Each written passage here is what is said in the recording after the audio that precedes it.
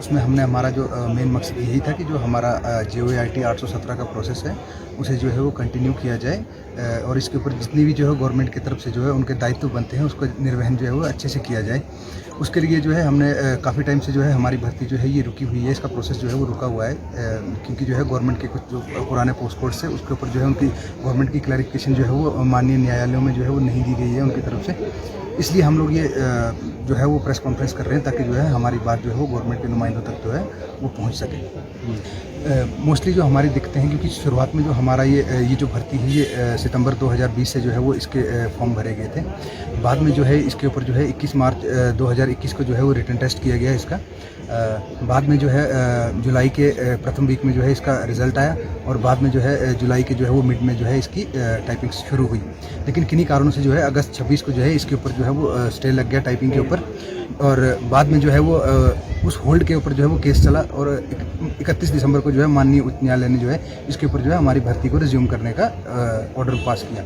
बाद में जो है वो फरवरी में ये भर्ती जो है वो दोबारा से जो है इसकी टाइपिंग चालू हुई और फरवरी माह के लगभग जो है 2 मार्च तक ये टाइपिंग चली और 2 मार्च को टाइपिंग संपन्न होने के बाद सारे जो 19,024 अभ्यर्थी हैं इसकी जो है वो टाइपिंग के रिजल्ट का वेट कर रहे थे। लेकिन जो है वो गवर्नमेंट की तरफ से जो है वो न्यायालय में जो है वो एक कंटेम्प्ट का केस चलने के कारण उसमें जो है वो अपना गवर्नमेंट जो है वो टाइम से रिप्लाई नहीं दे रही है, जिसके कारण जो है ये रिजल्ट जो है अभी तक लटका हुआ है।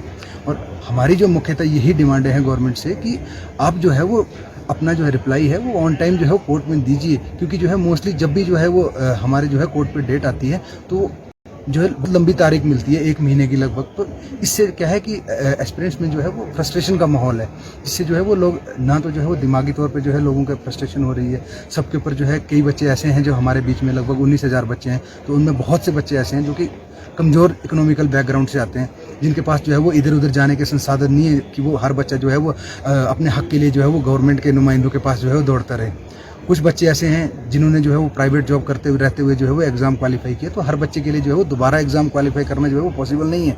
तो जो अभी जो हमने एग्ज़ाम निकाला है तो हम चाहते हैं कि गवर्नमेंट जो है वो तुरंत इसके ऊपर जो है वो कार्रवाई करे, अपना रिप्लाई दायर करे और हमारा प्रोसेस जो है वो तुरंत रिज्यूम मार्च में। इसमें हम जब सरकार के जो भी अधिकारी हैं उनसे मिलते हैं तो हमें कहा जाता है कि आपकी प्रोसेस जो है हमने वो रखी है प्रायोरिटी पे और चला देंगे हम इस प्रोसेस को, ठीक है।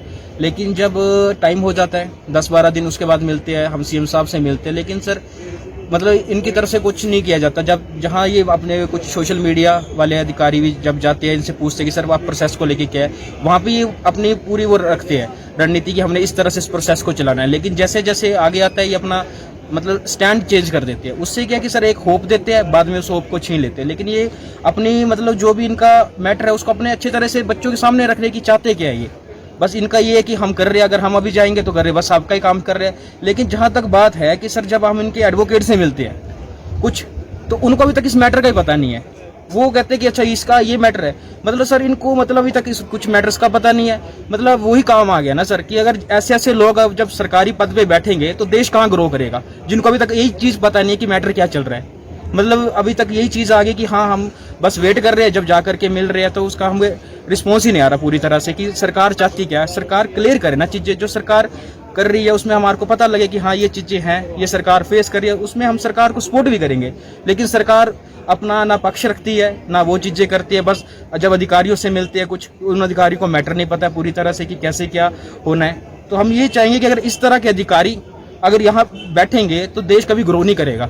अगर वही बात है ना सर कि अगर किसी को अगर वो टाइम पीरियड पे अपना काम नहीं कर सकते तो कहाँ से ग्रो करेगी चीजें। तो हम तो सर इस चीज में तो परेशान है कि कल हम अब खुद सर डिस्ट्रिक्ट कांगड़ा से आए, चंबा से आए, कोई मंडी से आए, कोई राजगढ़ से आए है सर, कोई हमीरपुर से आया है, कोई बार बार थोड़ी आते रहेंगे सर। इनके पास कोई कमीशन क्वालिफाई करके फीसें दे करके सर टेस्ट निकालना, उसके बाद सर रातों रातों तक स्टडी करना, फिर एग्जाम निकले मेरिट में स्टैंड करो सर, फिर उसके बाद भी नौकरी ना लगे तो आप खुद सोचो कि कहाँ पे हम करेंगे सर। कोई हमारा इलेक्शन तो नहीं है कि हमारे में से जो सीटें निकले उस पर इलेक्शन करवा के हमारे को नौकरी मिलनी है, कि हमारी भी नौकरी लग जाए फिर हम भी 5 सालों के बाद फिर से हमारे इलेक्शन होकर नौकरियां मिलनी है।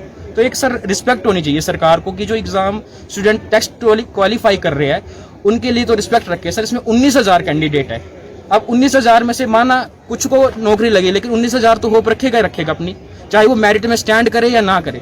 लेकिन अब जो सरकार ने उन स्टूडेंट्स के साथ जो कर रही है वो सही नहीं कर रही है। आप खुद सोचो मैम 19,000 में कितने परिवार उनके साथ जुड़े हैं, तो सरकार का अपना लॉस है। ये सबसे बड़ी मतलब कह सकते हैं कि मैम इतनी बड़ी भर्ती थी हिमाचल के इतिहास में कि आज तक इतनी बड़ी भर्ती हुई नहीं।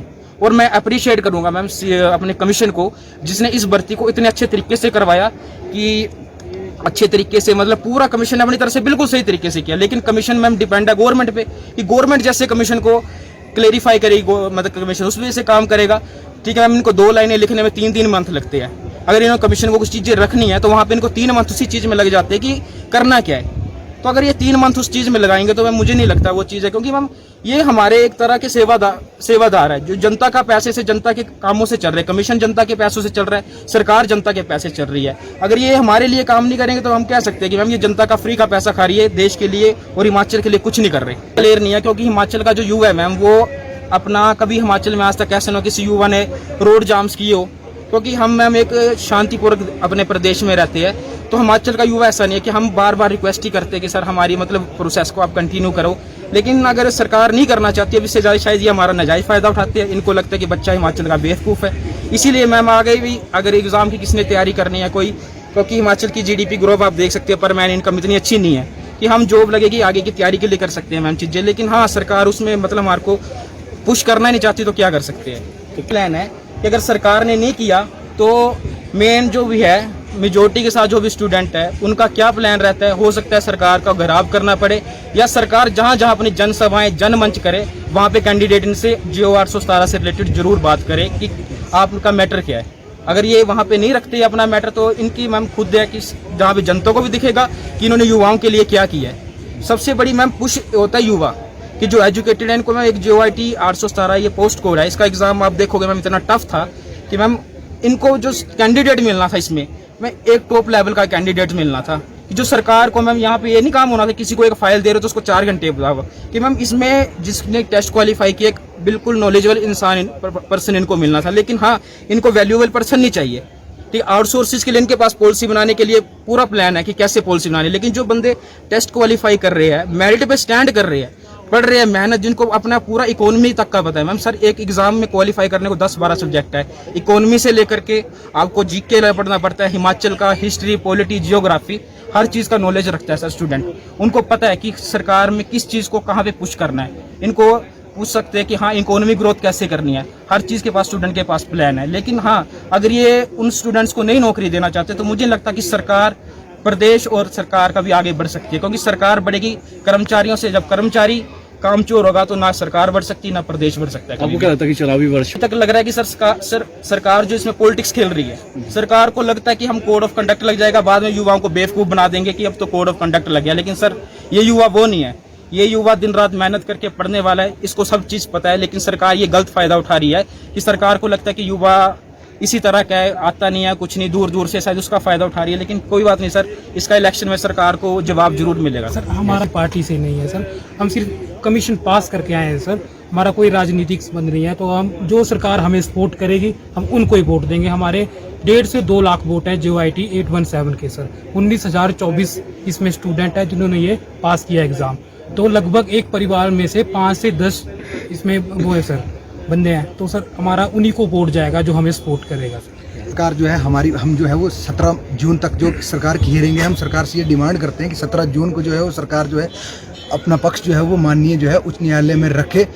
अगर सरकार ऐसा नहीं करती है तो हम जो है वो कमीशन और सेक्रेटरीट के सामने जो है वो धरना करने से भी गुरेज नहीं करेंगे। हम लोग जो है वो आमरण अनशन पे बैठेंगे। कुछ हमारे जो साथी हैं वो कमीशन के बाहर बैठेंगे और कुछ जो है वो सेक्रेटरीट के बाहर जो है हम लोग आमरण अनशन पे बैठेंगे, अगर सरकार जो है वो अपना रिप्लाई ऑन टाइम दायर नहीं करती। क्योंकि अब बहुत हो चुका मैम, हम लोगों ने ना बहुत टाइम से जो है वो ये ऐसी प्रताड़नाएं झेल रहे हैं, अब और नहीं झेला जाता। अब हम जो है आर या पार की लड़ाई लड़ेंगे मैम। मतलब जो है 4th पिलर है सर मीडिया स्टेम लोकतंत्र का।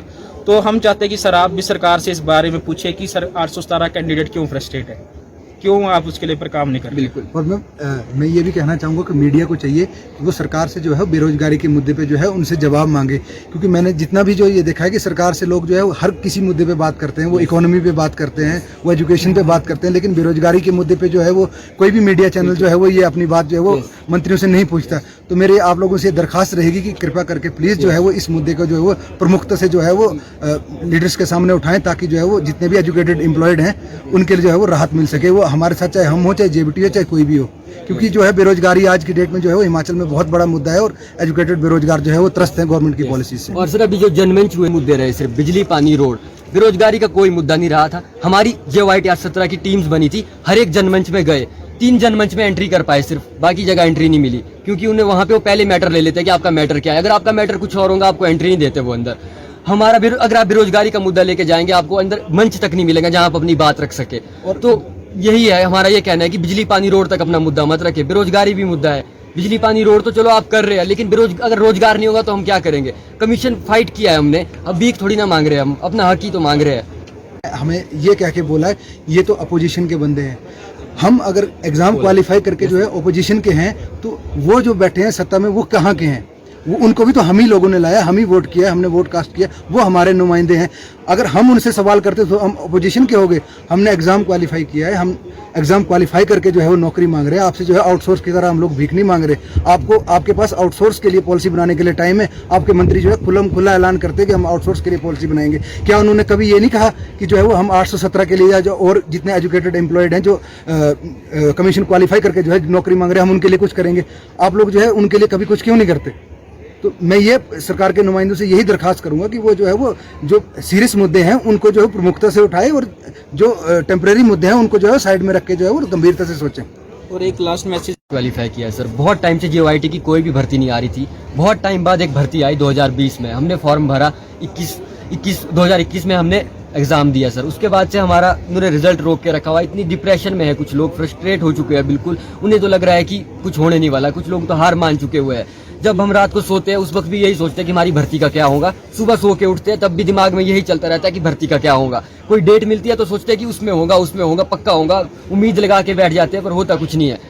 JOIT के लगभग हजारों पद खाली है डिफरेंट डिपार्टमेंट्स में, और वहां पे आउटसोर्स के बंदे इन्होंने लगा रखे हुए हैं। और कमीशन पास करने के बावजूद हमें इस तरीके से आना पड़ रहा है। कभी 7 मार्च को प्रोटेस्ट करना पड़ रहा है, कभी CM के पास 5-5 बंदे जाते हैं, कभी कमीशन जाते हैं बंदे, कभी क्या खबरें आती है कि अब होगा होता कुछ भी नहीं है सर, कुछ भी नहीं होता। अगर नहीं होता है तो हम चुनाव का भी कर सकते हैं, क्या पता हम ओपनली चुनाव का विरोध करें। और इसमें हम अकेले नहीं होंगे, फिर हम हमारे साथ इसमें और भी जुड़ेंगे, जितने भी और संघ बने हुए हैं सबके साथ मिलकर हम अपना काम करेंगे और चुनाव का विरोध करेंगे। अधिकारियों को बैठाएगा तो मैं बेशक कोई भी प्रदेश हो, हिमाचल हो, कोई भी हो, देश का भी आगे नहीं बढ़ेगा। क्योंकि देश बढ़ेगा तभी का जब हर कोई अपनी रिस्पॉन्सिबिलिटी और अपने राइट्स के लिए चलेगा और अपने ड्यूटीज को अच्छी तरह से निभाएगा। नहीं तो देश इसी तरह बेरोजगारी में ढूंढेगा, क्योंकि बेरोजगारी खत्म करने के लिए मैम एक प्लान होता है। अगर उस प्लान के पास सरकार के पास कोई नहीं है, सरकार ने कैडर के बंदे बैठा के रखे हैं, लेकिन अगर उनके पास कुछ नहीं है तो मैम इसमें कह सकते हैं कि ये सरकार जो है बस जनता के पैसे पल रही है।